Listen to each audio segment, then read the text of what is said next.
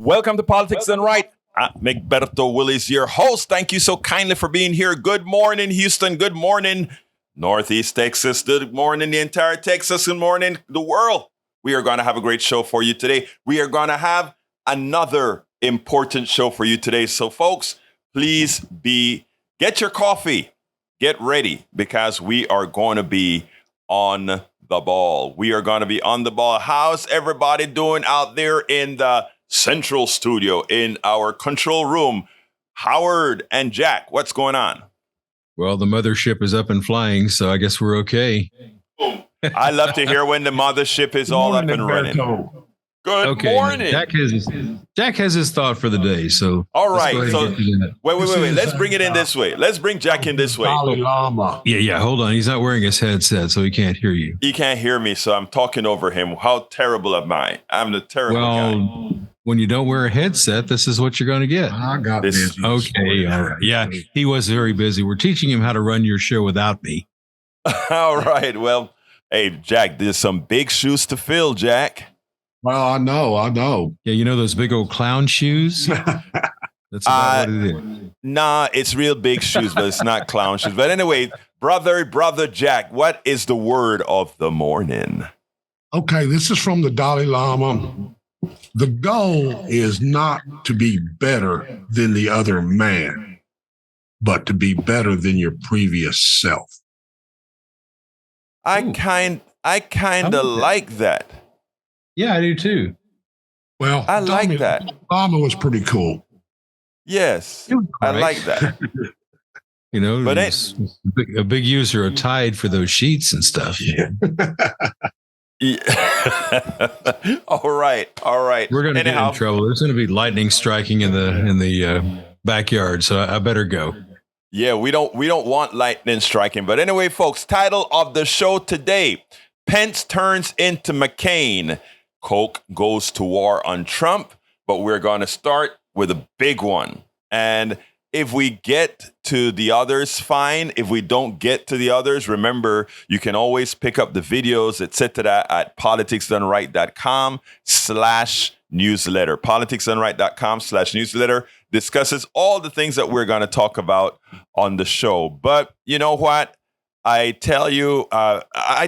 I want to play a video to start the program. But before that, let's remember there are many ways to get to the program.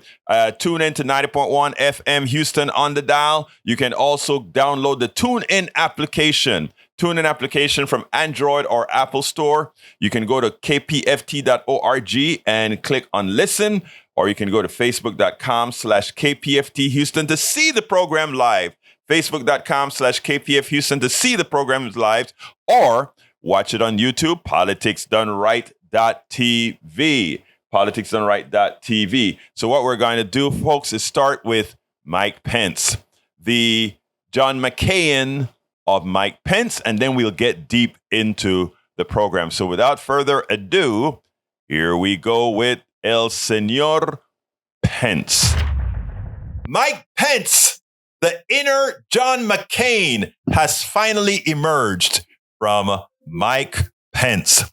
Mike Pence finally challenged a MAGA person just regurgitating ridiculous crap. Listen to Mike Pence. Let's give Mike Pence some kudos for growing too. Here you go. If it wasn't for your vote, we would not have Joe Biden in the White House. Right. Joe Biden shouldn't be there. And all those wonderful things that you and Trump were doing together would be continuing, and this country would be on the right path. Do you ever second guess yourself? That was a constitutional right that you had to send those votes back to the states. It was not like you were going to personally elect him. We all know by the number of votes that were there who won that election. You changed history for this country. Yeah, let me speak to the issue, because I think it's an issue that continues to be misunderstood. But I know by God's grace I did exactly what the Constitution of the United States required of me that day. I kept my oath. But let me be very respectful of the question and tell you, look, States conduct our elections. You never want to let Washington, D.C. run elections. You certainly would never want one person in Washington, D.C. to decide who the President of the United States is. You weren't deciding. You were just sending it back to the states. Ma'am, here, let me explain it to you. States conduct elections. Iowa, where I live in Indiana. And after there were questions in a half a dozen or so states, we had reviews of the results, 60 different lawsuits that went to the courts where there are questions. There's two ways that they're reviewed. Number one is you take those issues to the legal process in the state for recount. Okay? Secondly, you take them to the courts, which we did very aggressively. Now, there were voting irregularities that took place. You had a half a dozen states that changed the rules in the name of COVID, but the courts upheld those changes in virtually every instance, and in every instance where they would have had any impact whatsoever. At the end of the day, when Iowa certified your results and sent them to Washington, D.C., when Indiana certified our results, the Constitution of the United States in Article 2, the job of the Vice President is to serve as the presiding officer of a joint session where you open and count the votes. Don't take my word for it. Go read the Constitution. Not really. I say this with great affection and respect. The Constitution is very clear. My job was to oversee a session of Congress where objections could be heard, and I made sure that objections would be recognized. So we would hear whatever evidence or whatever debate there was. But the Constitution says you open and count the votes, no more, no less. The Constitution affords no authority for the Vice President or anyone else to reject votes or return votes to the states. Never been done before, should never be done in the future. I'm sorry, ma'am, but that's actually what the Constitution says. No Vice President in American history ever asserted the authority that you have been convinced that I had. And I want to tell you, with all due respect, I said when I announced President Trump was wrong about my authority that day, and he's still wrong. I believe it with all my heart. I want you to listen to what he said.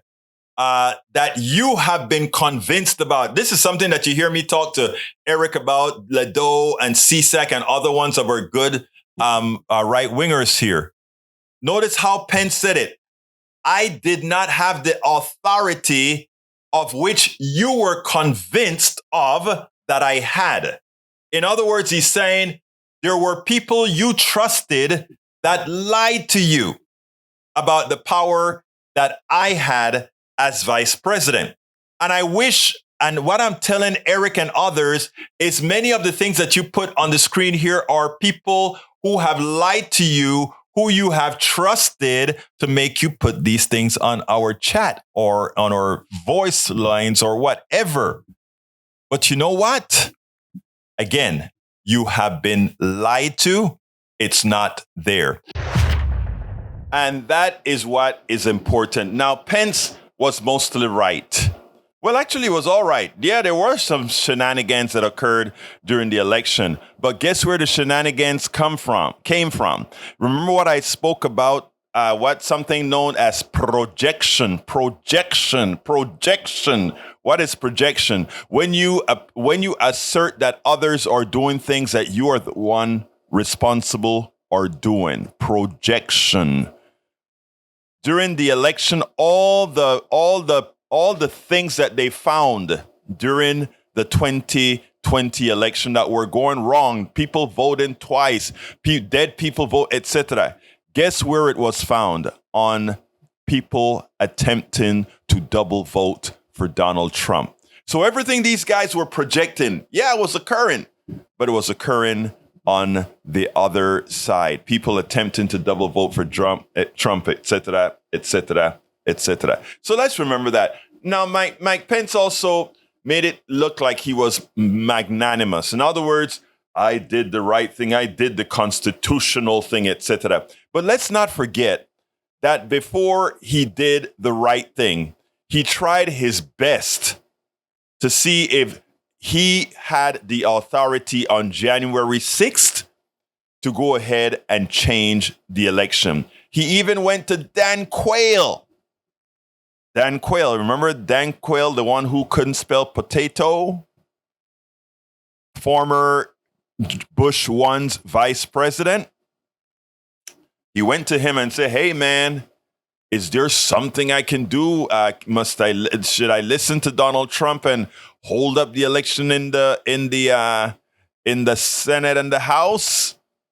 And Dan Quayle, the one that very few of us ever had any respect for, looked at Mike Pence and said, "Hey, brother, don't mess with it, man. You don't have the authority. Open the envelope, pass it along. That's your job. That's what the Constitution says is your job. Nothing more, nothing less." And eventually, Mike Pence acquiesced and said, "Okay, I guess I don't have any authority to do that, and I won't do that." He didn't do it because he didn't want to do it. He did it because ultimately he was convinced that he would have been the fall guy, because he would have been the one who messed up the transition process. Not Donald Trump. It would have been the vice president. You know, Donald Trump is great at having others take the blame for all the evil that he's done. All right. The second topic of the show, corporate profits surge to $1 trillion a year as working people suffer. Corporate windfall profits surge to $1 trillion a year as working people suffer. Before I get into the subject, well, no, I tell you what, let's go ahead and get into the subject first. But I have a monologue, a narrative that I want people to get, because too often we find ourselves defending these corporate profits, and we find ourselves attacking the masses, the people, as, well, if we do that, the corporations are going to stop doing this, or if we do this, they're going to stop producing this, or if we do this, they'll take their business elsewhere. It's all fear tactics. It's all a lie. It's all the fact of the matter is they need us. You know, important for us to realize that. But beforehand, before I go into the subject, I think we have somebody on the line. So let's go ahead and bring in brother Johnny, and then I'll go into the subject. We've been waiting for Johnny all day. Come on in, Johnny. Oh, that's a big, heavy burden. I don't know if I can bear. Johnny, okay. Look here. You can bear the burden. Am I talking to myself? You're here. Hello. You're here, Johnny. Johnny is here. Can Johnny hear us? Okay, I'm not sure what is happening, but until... We'll find out. Yeah, that's okay, Johnny. As soon as we clean things up, we'll get you back on air again. But I did hear you. But anyway, corporate windfall profit surge $1 trillion. What I want to do is go into the article first, and then I'm going to go into the narrative. Here's the article. An analysis released Thursday shows that 722 of the world's top corporations made combined windfall profits of $1 trillion per year in 2021 and 2022 as people across the planet struggled to meet basic needs. I want you guys to remember that. Remember what was occurring, but let's stop. Johnny, come on in. Let's see if we can get you in now. Are you there, Johnny? Okay. I need to quit listening to the radio because I'm used to not hearing you on the phone. Okay. So are we back now? Yes, sir. All right. The lady in the red dress, whose face we never saw back in the day when John McCain was running for office, just Yes. like now, Mike Pence running for office, even though he kind of set her straight, there was an incomplete picture there. John McCain had lots of issues, lots of problems. And just like Chris Christie and all the other Republicans, they have a genetic defect where they refuse to provide full, complete, honest context to their people. So how did that apply in the case of John McCain? He told the lady, "Oh no, he's not a Muslim. He's a good family man," or something like that. As if to say Muslim people are an issue, they're bad. That would be like saying, oh, he's not a Christian. He's a good family man. If I had said something like that. So there's always a problem. There's always an issue with Republicans, especially those who are running for office. And by the way, Mike, I think you might have alluded to this already. So if I'm repeating myself, or if I'm repeating what you just said, and I sound redundant, I apologize for that. But Mike Pence, you remember all his sins when he would say to reporters on MSNBC, he would go, no. He sounded like Santa Claus when they would bring up something Donald Trump said or did, and he would deny it. That's basically gaslighting. So he gets 0 cookies from me. It's too little, too late, just like Chris Christie when he told his gathering that Donald Trump was responsible for adding $3 trillion to the national debt, but then didn't tell them why or how he did it. No cookies. Republicans, 0 cookies from me. I'm a strict teacher. I give you a F rating. F. You get a big fat F. No incomplete. No. You don't get to come back and try again. You have proven yourself a failure, Republican Party politicians. Goodbye. Hey, Johnny, wait, hold on. I give him an F plus because although, and the reason I give him an F plus is that it's better than 0, But here's a kicker that I want everybody to realize, because I think this is important. The condition of the right wing mental state right now, that they believe many things that are false. It's not Trump's responsibility. It's everybody around Trump that allowed the lies to fester in people's minds as truths. And, once you cauterize that in people's minds, Johnny, it's a hard thing to get over. And the problem with Pence and all the others is not that they feared Trump. They feared what Trump, along with their complicity, created. And it's like a runaway nuclear reaction. They can't get it back into the bottle. They can't really turn it around. And that's the issue. Too many people are convinced that anything you say, Johnny, is because you're a progressive and you're a terrible person with horns. And the only solution for that is you got to get down there with those people, and they have to get that switch that says, oh my God, I'm awakened. I'm woke.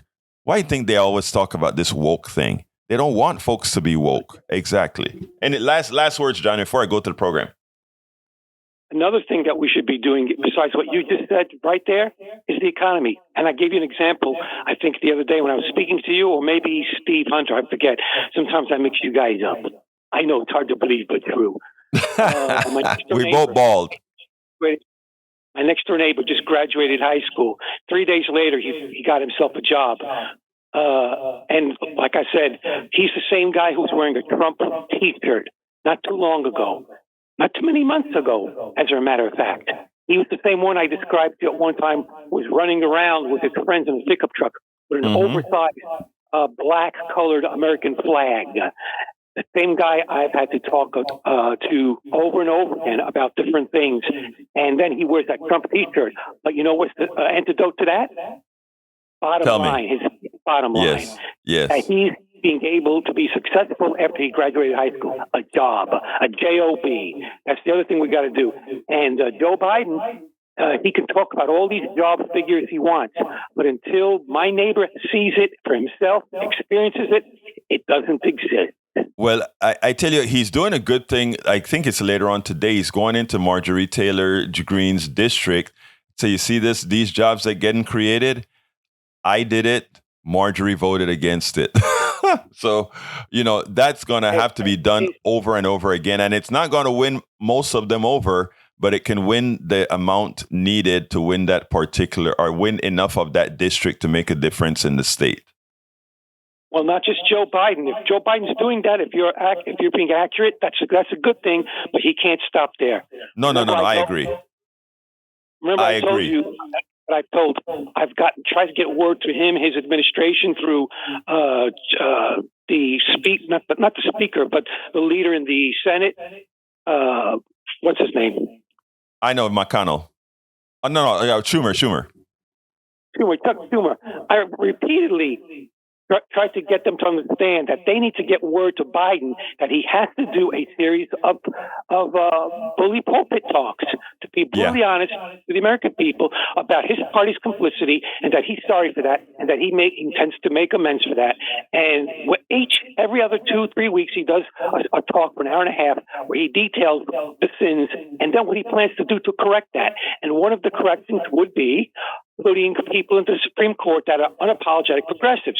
But you and I both know he's not going to do that. And that's what I was about to tell you. The problem with Biden is Biden, it's all we get, but he is a neoliberal. He does believe in completely in the institutions of the Supreme Court, and keeping things steady, unlike they who don't want to keep things steady. He does believe in an economic system that is, in fact, driven by corporations. In fact, all the policies, yes, he called it Bidenomics, right? But the truth of the matter is they are still biased towards the corporate state as opposed to biased to that which helps the people. And I'm going to kind of talk about that when I talk about these windfalls that I'm about to talk about. So, Johnny, get off of our line for 1 second, then you can call back in so I can get this stuff out, my brother. May I?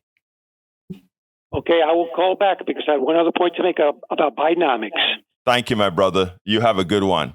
All right, folks. Let me start with this article, and then I have to expand on it. It goes as follows. An analysis released Thursday shows that 722 of the world's top corporations made combined windfall profits of $1 trillion per year in 2021 and 2022, as people across the planet struggle to meet basic needs due to the price hikes that businesses have used to pad their bottom line. That is an important sentence. The price hikes, what are price hikes? Inflation that businesses have used to give their shareholders and their executives profits and bonuses, respectively. In other words, the humanitarian groups Oxfam and ActionAid found that the companies raked in $1.09 trillion in windfall profits. What are windfall profits? Windfall profits are profits that are significantly above the given corporation's average profit over the years. So they are making a lot more than what they make in the average in 2021. And they also made $1.1 trillion more in 2020 and $1.1 trillion more in 2021. That's an 89. Let's listen well, folks. That's an 89% increase in total profits compared to the average between 2017 and 2020, according to Oxfam and ActionAid's analysis of Forbes Global 2000.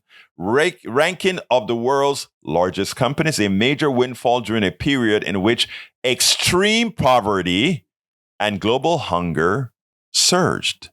So this correlation makes sense, right?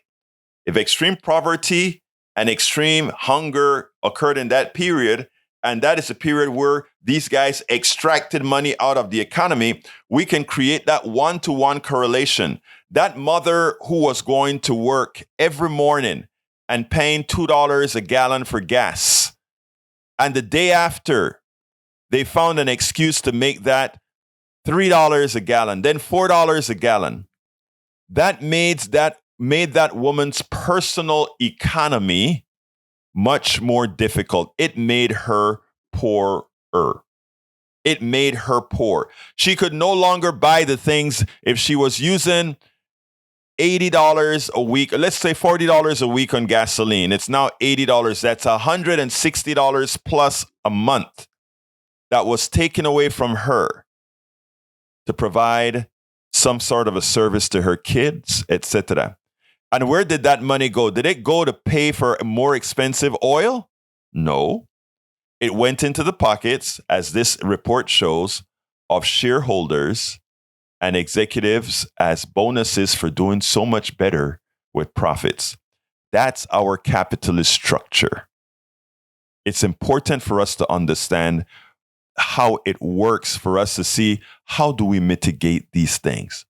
The two groups found that 45 energy corporations made on average $237 billion a year in windfall profits, meaning above what they normally make, in 2021 and 2022, while food and beverage corporations, banks, big pharma, and major retailers also cash in on the cost of living crisis that has been more than 250 million people in 58 countries hit by acute food insecurities in 2022. Again, we take the monies away, give it to the wealthy, and these are excess profits, meaning the profit's okay if it's reasonable.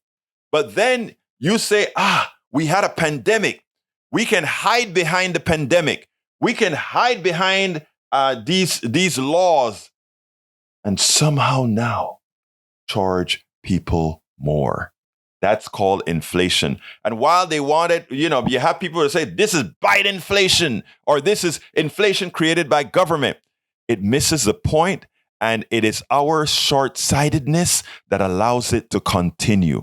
Because by blaming a government and not the corporations that actually are the ones raising prices above and beyond their cost and taking that money and putting it into the pockets of the shareholders, that tells you it's the system that is wrong. Come on in, Bard, and I'll continue with this after you speak, sir. Hey, Egbert. So I just wanted to talk to you about how good this Bidenomics is working, and I know you didn't hear this on your MSDNC show, but I wanted to go over the transcript from the Hunter Biden text to the Chinese General Xi. Mm-hmm. General Z, I have my father's here in the room. When are you going to put the $5 million in my account? If you don't do that soon, you're going to have to reap the whirlwinds of what you sow. If I don't have that money soon, my father's here right next to me. If I don't get the money, I hate to see what's going to happen to you. I don't want to hear from anyone else. If I don't have that money, you're going to hear from me. Okay, I'm glad you read it. And you notice I let you read it, right? I didn't try to hide it or anything like that, because it's already been debunked. No. It's already have been debunked. But I mean, you will not accept that, and most of the people. It's in his bank account. It's in his bank account. Sir. The discussion, Bard. Did I let you read and talk uninterrupted? I did, right? Yes. Okay, thank you. Please give me the same respect, okay? And then you'll talk again. Now, that has already this transcript has already been proven to be a lie. All right, I researched that. I looked it up. That transcript is not the truth. It's the same kind of fake stuff that has been going around, but you have the choice of believing that or not. But here's where I come in with the problem, right? It's not whether I believe that or not. It's about what is that going to do to make lives better for somebody else. When you and I are distracted on this issue, let me stop for a second. Let me first give a statement of humanity first. Bard, I don't know you. Bard, you may be on the right, the side of the conservative, etc. Bart, I have absolutely no reason to not like you, to hate you, or any of that sort. And when I'm speaking to Bart, I'm speaking to every person on the right or conservative. Because here is what something like what you're doing when you read that on air, and I wanted you to read that because I want people to see that we are honest here. It doesn't matter to me, even if that were true, because there's a lot of shenanigans that happens on all sides, right? If that were true, as long as I don't see that had any influence with laws passed that affect the American people, I really don't care. That's why I didn't get in with some of the subjects with Trump getting $2 billion from the Saudis, right? Unless he sold something to them of our national security, then I'll be concerned. But my thing here is this, Bart. You and I have more important issues to worry about. What is going to be the health care of your wife, your daughter, your son? Are we going to ensure that they can have health care and all these other issues? But they want us fighting about Hunter Biden. They want me to come and get your throat out because you have the nerve to come on Politics Done Right and discuss Hunter Biden. To which I reply, brother, hell no. There's nothing that you're going to come on my ear and say, not my ear, our ear, and say that's going to piss me off and tell me, oh my God, I need to fight about this and not try to get your wife to make sure she has good health care or to make sure that at retirement age, she's not in poverty. So now you can speak, my friend. Oh, well, that's where you're wrong, because it does affect America. Because it's pay to play, baby. China pays Hunter and his dad gets $1 million and Hunter gets $9 million. And Hunter doesn't pay taxes on that, and then China gets a free pass to do what they want. They get our secret. All right, so let's stop. Now that you've answered, let me ask you, give me the proof that somehow, assuming that had happened, I already told you that particular discussion was debunked. But let's say it was true and you believe it, you continue to believe it.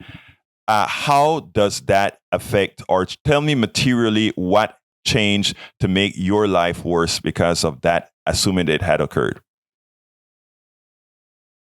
I got all this stuff made in China in my house, and it breaks, and it's no good.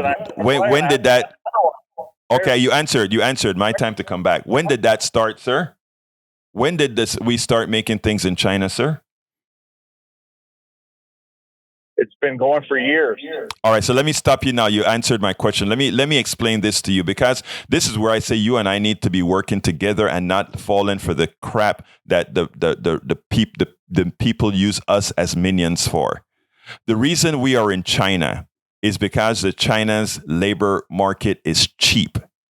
Or the reason we're in Vietnam and all these places is we decided to sacrifice the textile jobs in the Carolinas. We decided to sacrifice the manufacturing jobs in the Midwest. All of that we did. When I say we, I'm talking about the corporate controlled politicians, mostly on the Republican side because of the policies they effected. That doesn't absolve what I call the not moderate Democrat, but the neoliberal Democrat who joined with Republicans to do exactly that to the people of the United States. That didn't start with Biden or a conversation with Hunter Biden's things. We have to focus and look at the ball. We have to stop allowing them to put this rift between us, because this rift is what prevents us from telling those guys out there, kick them out, and get the ones who support the policies that support us all. So what I'm telling you, Bart, and then I thought I had to go to another call. What I'm telling you, Bart, is the following. Let's get off. Let's get off this stuff about Hunter Biden and all this crap that does nothing to make your life better. And don't be fooled into believing, oh, what he did somehow has an effect. It does not. Let's work together. I don't care if you're conservative, but let's elect people who are going to bring back jobs from overseas so that we can have a manufacturing base here. We did that with the CHIPS program that just got passed. Now we're going to get hundreds of thousands back in Arizona, in New York, and all these other places as we start to rebuild chips here in this country again, which we had seeded overseas. Now we're going to, after this supply chain issue came and bit us in the butt, we realized, oh my God, we better start manufacturing a few things here in the United States. I'm saying let's talk about working on things that make sense and that's going to make our lives better, and not tit for tat like Biden did this and Ivanka did that. That's not that. They want us talking about that because when they're pilfering us, did you hear the part that I just read? What I just read and interpreted, what I just spoke about when I looked at you and I told you these guys made a windfall profit but we still give them tax breaks. We still want to lower their taxes. They made a windfall. What was that windfall? It's called inflation. They inflated our prices so they could take that money and pocket it. Can you see that, sir? That's a simple yes or no. Can you see that? Yes or no? Can you see that? We agree, but let's. Thank you. So stop, my dear brother. Stop, my brother. Stop, my brother. Stop. Let's stop. I'm going to get us into san. Go ahead. I'm sorry. Go ahead, Bart. It starts at the top. If our president is taking a $10 million bribe, and that's the one he got caught on, who knows what he's really taking? Bart. That's Again, what he got Bart. caught on, but you're Bart. gonna let him slide again, aren't No, you? Bart. Let's give you that. Let me. First of all, it's false, but let me go ahead and give you that. Okay, let me give you that. Let's say that's all true. What I'm saying is, I'm not for the. Let's say it's all true, but let's go ahead and look at what all these other guys have done. I am not going to waste my time on that really. I'm going to waste my time on something that's going to work for you, brother. I need to go to Donald, Bart, but I appreciate the call. I want you to keep listening, and I also want you to keep calling. Hey. And I want to ask you a favor. Okay. And that favor is the following. Please, when you're talking about these issues, always ask, what does it mean? And I'm not talking in the aggregate that you hear on Fox News or on Newsmax or the others. Ask, what is this going to do for your immediate families? But we'll talk another time. Bart, thank you so kindly for calling, okay? Thank you. All right, let's go to Donald. Come on in, Donald. Hey, good morning. How's it going? I am doing fine. Donald, are you Donald Trump? No. Okay.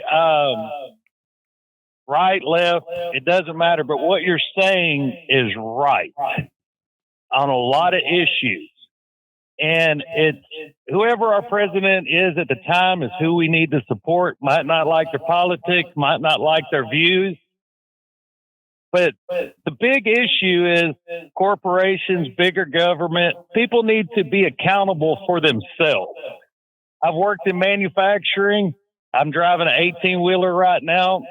Thank goodness during COVID that there were resources available for me to better myself.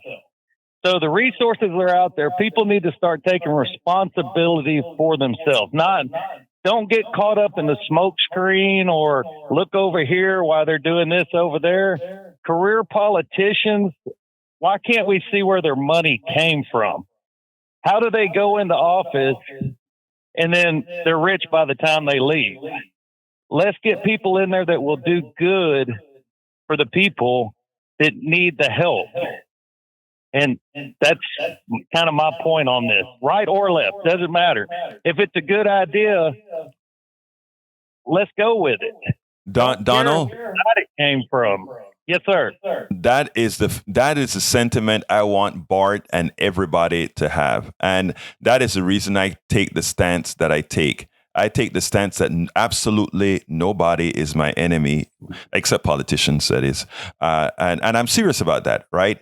I try to make peace with absolutely everybody, the Trump supporter, the Biden supporter, the supporter of all. I try to do that because my goal is not Biden and Trump doesn't give a rat's you know what about neither you or me. We don't exist for them. We are just a cog. So my concern is if I can worry about my immediate family, my immediate community, my immediate county, my immediate state, that is what really matters. But what they get us to do is exactly what you just said. Look over here while I do this over here. Now, the other thing about self-help that you talk about is important but we have to be careful with the way we say that, right? In other words, we can't ask somebody who doesn't have the ladder to climb up to the first floor. We have to make sure the ladder is there. And that is where I come in with the support from we the people, the government. Let's make sure the ladder is there. And I don't think there's any disagreement with what you said. I think every able-bodied person should go out there and try to make it. But at the same time, I want something that is, as human beings, we give people a basic level of existence, just the humanity in us. That separates us from animals. But because I tell you what, if I see somebody hurt on the street, I don't care who they are, I'm going to help them, and I think most people are that way. Anyway, Donald, where lines are starting to fill up. So anything else you want to add, my brother? Hey, it's Good Samaritan, and it's a hand up, not a handout. And that's it. I love your program, and I'm as right can be. I'm sorry, but when somebody is right, I got to give you props. So okay, let me stop you a second, Donald, because you don't know. Donald, let me tell you first of all, the mere fact that you say you like the program and you're very much on the right, you don't know what that does to me. I want to thank you first of all for listening. I have quite a bit of right wing listeners. We fight, we argue, we discuss, but that is what I want us to be able to have that conversation. So thank you so kind. You have the great rest of your day. Okay. At the end of the day, we're all humans and we got to get along. Take it easy. Take care, brother. All right, let's go. I want to go to somebody that I haven't seen yet on the phone. So let's go to Brian before I go to Johnny and Tag. So let's go, Brian. Come on in. Yeah. What's your definition of socialism? Okay, socialism is a misnomer, right? Socialism, if you look in the dictionary right now, it'll tell you that it's where the government controls all the resources and nobody owns land and it controls all the resources of production. That's how socialism is defined. I ask you to do the same thing with communism. And if you look in the Webster Dictionary, you'd notice that over the years, the definition have changed so that communism and socialism have identical meanings. But let me tell you, for what I believe in, what I want is not labels, but I'll tell you what I want. But I'll first defer to you to ask why you asked that question. Okay, why would someone walk 11,000 miles to seek asylum in the United States if socialism is such a great form of government? The second thing, do you know a communist? Have you ever personally met with a communist, a true communist? And what is the one thing that came out of a communist country other than the AK-47? Mm-hmm. Okay, is that the idea of communism? No, let me. My wife is from Beijing, China. Uh-huh. I know quite a bit about communism. Yes. What were you doing at the age of 16? What I was doing, I can tell you. The city of Beijing. Right. At the age of 16, she was forcibly taken away from her family during the Cultural Revolution. Mm-hmm. So if it doesn't happen, you don't report on it, right? That's not true. So let's talk. I mean, I'm glad that you called, first of all, and that you're civil in asking the question. First of all, I'm not a born American. I'm a naturalized citizen. I came to America because America is marketed, in fact, as the land of opportunity. And it is the land of opportunity for those who get the means to be able to. That's not at all true at all. Sir, and I listen to you. I'm asking you. Do we want to hold on, Brian? Do we want to converse for us to really understand each other, or do you just want to tell me who you think I am? I know who you are. You don't know who I am. Let me tell you who I am, sir. Let me tell you. Please listen, and then we can have some sort of a dialogue. It's important. It really is. What we learned over the last several decades in this country to fight each other is exactly why you would say you know who I am. You know absolutely nothing about me. Let me tell you who I am. All right? I'm from Central America. I came over here because this place is marketed as the land of opportunity. And for me, it was the land of opportunity. I formed several companies. Can I finish talking, sir? I made you talk. Can I talk now? I gave you the opportunity to talk. Give me a chance. All right. I came to the United States. It was the land of opportunity for me. I formed several companies. I got a hell of an education. All these things that I did in this country, guess what happened? Guess who? I paid an inordinate amount to go to school as a foreigner initially, but that could not have covered what was done in this United States. The system has always been there. We collectively did a lot together. We created great universities in this country. We created a lot. And yes, we created a land of opportunity. And that's what I want to maintain here, a land of opportunity. You then spoke about socialism. Let me explain what I'm talking about. I believe in bifurcated economies. There are certain things that belong in a free enterprise system, which means we have profit and loss, and we have people, we have exchanges of ideas, etc. And we also should have a portion of our economy that is not dependent on profit. Because if I see you, Brian, hurt on the streets, if you don't have any money, I'm still going to make sure you're taken care of. And I think we have to have a society that does that. The idea that that shouldn't exist and that is, we call it socialism and put the fear of people into that is what is wrong with our society. And it's what allows the corporations to do what they do to us. That we have many defending that a corporation can decide to create inflation and then pocket that money and give to other people. Those are the things that I fight. I'm fighting for the things for you, sir. What is the inflation rate of Venezuela right now? What is Say that again? Inflation rate. Inflation rate is, may I answer, sir? 439% I'll answer for you. The inflation rate in Venezuela is 439%. Sir, what does Venezuela have to do with what I'm looking for, sir? Sir, what does Venezuela have to...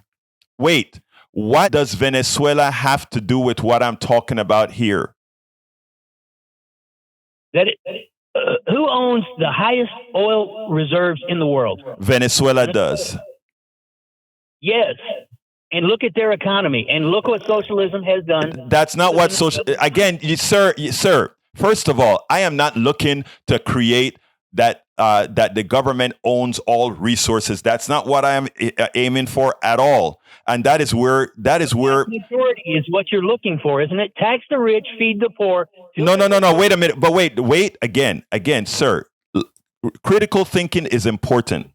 And the reason I'm holding you on this long on the line, You're sir. not answering the question. I have what am I missing, sir? You're not answering the question. What is the question? Give me the opinion. Give me the question. Opinion, not a fact. Give me the question and I'll answer it with a fact. What is socialism and where has it come from and how does society benefit from such a form of government? Okay, first of all, I answered what socialism was defined as in the Webster dictionary. Secondly, where did it come from? Socialism is just a form of government like any others.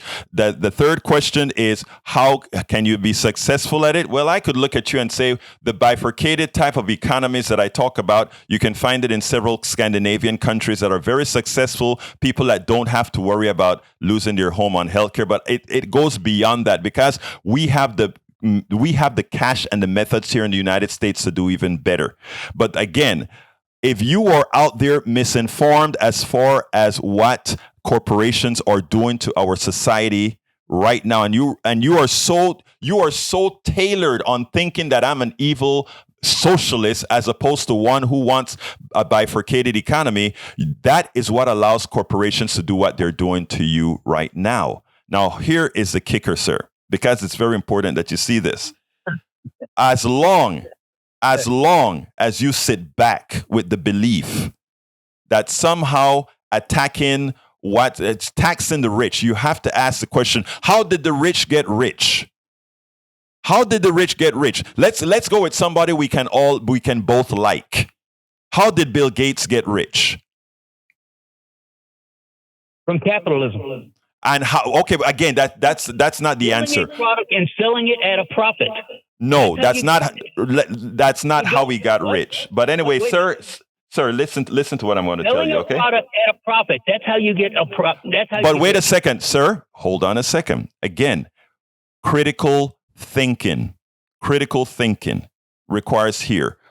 Who created that which made Bill Gates rich? Who was the source of production of what made him rich? A consumer that wants a product. You can't answer? All right. It's clear that he doesn't understand. Let's go ahead and jump to Johnny. Come on in, Johnny. Johnny, you're on. I'm familiar with that caller, Brian. He's called many times. Johnny, in the past. I guess we must have got that button pushed again that somehow we can't hear the people because I can't hear Johnny. Okay, come on in, Johnny. I can hear you now. Okay, I hear you the whole time. You hear me now? Yeah, yes, go ahead, sir. Okay. I'm familiar with that caller, Brian. He used to call in a lot, and I'm very familiar with his attitude, and he's not interested in having an honest, open discourse with you. That's why you were not making any headway. For example, when I point out that Bidenomics is the same thing as Obamanomics, in other words, any and all financing arrangements for rescue relief packages or infrastructure is done by the way Republicans want. They don't want to tax the wealthy. They don't want to fill the treasury up with money in order to do it. They don't believe in pay as you go. That's all a farce. What they prefer doing is we finance it by borrowing money from banks in Manhattan and in China and then paying it back with interest. Johnny, you're right. You have a lot to say. But I'm gonna ask you to defer to me on this one, and we'll talk tomorrow because I have two callers and a little bit of time left, and I really want to get everybody that opportunity. So thank you again, and let's talk tomorrow and finish this up, okay? I'm going to call you first thing tomorrow. Well, thank you, brother. That's great. That's great. We'll do. Tag, come on in. Morning, Edberto. Good morning, sir. Morning, Edberto. Yeah, I just had to comment for Brian there who started talking about socialism, communism. It's my understanding, correct me if I'm wrong, that Marxism was a study of a bunch of different governments over all the years, all the foreign organized governments. Marx looked to define that in different governments. And then when he started talking about socialism, Marx was trying to define how much it took for an individual to support themselves or themselves or their families. And so when you talk about the means of production, it was more about what's going to take an individual to produce to support themselves, not necessarily what a government produces. Is that correct? That is correct, and it is so important for people to listen to Richard Wolff. I interviewed Richard Wolff, economist from Massachusetts, and he explains it in detail. Tag. So I mean, what folks like Brian do is, and they're not bad people. They just regurgitate a lot of the psychologically defined right-wing message so that the corporate state can remain. That's what they do, and they're good. They know what buttons to push, and the reason they go against critical thinking and they talk about anti-woke, etc., is they don't want their people to be informed. They don't want their people to analyze things. But Tag, we have somebody else. Evelyn, I need to get to somebody else before we end the show. So I hope I gave you a bit of time. Have a good day. You too, sir. Evelyn, come on in. Evelyn. Oh, hi. I just want to make a comment about the other person who asked you about socialism. Mm-hmm. The answer is very simple. In socialism, the community, the people as a whole, is more important than the individual. That's the answer. Here in the United States, which is capitalism, is important the individual person. Your need, my need, not everybody else. That's the problem in the United States. And that is the difference between socialism and capitalism. And he asked you, if the socialism is good, why people come here? So people come here because we see in the movies, I'm from Honduras, and in Honduras, I watch the movies from the United States. It's so much fun. Everything looks good. So people say, let's go to the United States, look in the movie. Hollywood is telling you the United States as a paradise. But when you come here, Evelyn, déjame interrumpirte por un ratito aquí. Let me tell you this. Sometimes callers are, not sometimes, all the times, you said it so much better than I did. First of all, let me just say that. Sometimes just saying it in a simple way is the way that should have got it. But I think I feared saying it in a simple way because he would then think what we're trying to do is change the United States monolithically into some socialist state, which is not what any of us saying. We're saying certain things belong in the social domain and other social realm, and others belong in the business world. And you're right. Capitalism only cares about capital. Whenever we do something in Congress, what's the first thing they ask? How is that going to affect business? They don't say, how is that going to affect humanity? So, Evelyn, thank you for making that so simple and so precise. Go ahead, Evelyn. And also, another thing that I want to say, and I don't want to offend people, but, people in the United States are very ignorant, about a lot of things. And let me just say, hold on a second, Evelyn. Let me just say something so that we don't come across. I know exactly what you're saying. We are purposefully kept uninformed in the United States, and it's for a reason, right? The rest of the United States know little about Panama, Honduras, and all of that, and that's why Brian could say a lot of what he said. But I just want to take away. So some people would take offense to just saying Americans are ignorant. That's not the case. The case is the government, the leaders of the parties have made that too many Americans don't know about the rest of the world, and not only on the things that they do. Let me give a good example. When Brian called in and he said what the Chinese government did, he went and pulled people out of their house and locked them up. Didn't we do that to the Japanese during the World War? Didn't we do that to the slaves? Didn't we do that to the indigenous people? Didn't Canada do that to the indigenous people? All countries do bad things. And the thing about it is, what do you do going forward? Evelyn, I got to let you go quick. Give me 10 seconds and then I got to let you go.